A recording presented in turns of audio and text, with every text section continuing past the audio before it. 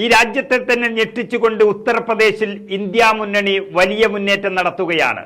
ഏകദേശം 39ഓളം സീറ്റുകൾ BJP മുന്നിൽ നിൽക്കുമ്പോൾ 25ലേറെ സീറ്റുകളാണ് ഇന്ത്യ മുന്നണി, അതായത് SP-യും കോൺഗ്രസും ഉൾപ്പെടുന്ന ഇന്ത്യ മുന്നണി ഇപ്പോൾ മുന്നിട്ട് നിൽക്കുന്നത്.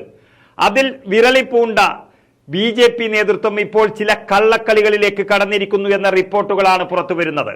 ഉത്തർപ്രദേശിലെ പല ജില്ലകളിലും പ്രതിപക്ഷ പാർട്ടി പ്രവർത്തകരെ വീട്ടുതടങ്കലിലാക്കി എന്ന് സമാജ്വാദി പാർട്ടി അധ്യക്ഷൻ അഖിലേഷ് യാദവ് വ്യക്തമാക്കിയിരിക്കുന്നു. പോലീസും ജില്ലാ ഭരണകൂടവും ചേർന്ന് പ്രതിപക്ഷ പാർട്ടി പ്രവർത്തകരെ വോട്ടെണ്ണലിൽ പങ്കെടുക്കാൻ കഴിയാത്ത വിധം വീട്ടുതടങ്കലിലാക്കിയെന്നാണ് അഖിലേഷ് ഇപ്പോൾ പറഞ്ഞിരിക്കുന്നത്. കസ്റ്റഡിയിലെടുത്തവരെ ഉടൻ മോചിപ്പിക്കണമെന്നും ഇല്ലെങ്കിൽ വലിയ പ്രത്യാഘാതം ഉണ്ടാകുമെന്നും അഖിലേഷ് പറഞ്ഞിരിക്കുന്നു. സുപ്രീം കോടതിയെയും തെരഞ്ഞെടുപ്പ് കമ്മീഷനെയും പോലീസ് മേധാവിയെയും ടാഗ് ചെയ്തുകൊണ്ടാണ് അഖിലേഷ് യാദവ് പോസ്റ്റ് ഇട്ടിരിക്കുന്നത്.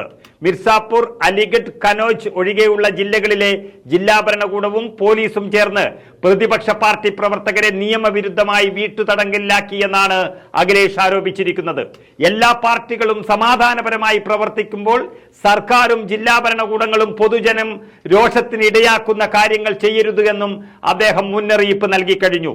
പക്ഷപാതപരമായി പ്രവർത്തിക്കുന്ന ഓഫീസർമാരെ മാറ്റി സമാധാനപരമായ അന്തരീക്ഷത്തിൽ വോട്ടെണ്ണൽ പൂർത്തിയാക്കണമെന്ന് അഖിലേഷ് യാദവ് വ്യക്തമായ താക്കീത് നൽകിക്കഴിഞ്ഞു. അഖിലേഷ് യാദവ് കഴിഞ്ഞ ദിവസം മഹാത്മാഗാന്ധിയുടെ പ്രവർത്തിക്കുക അല്ലെങ്കിൽ മരിക്കുക എന്ന ആഹ്വാനം പ്രവർത്തകർക്ക്, ഇന്ത്യ മുന്നണി പ്രവർത്തകർക്ക് നൽകിയിരുന്നു.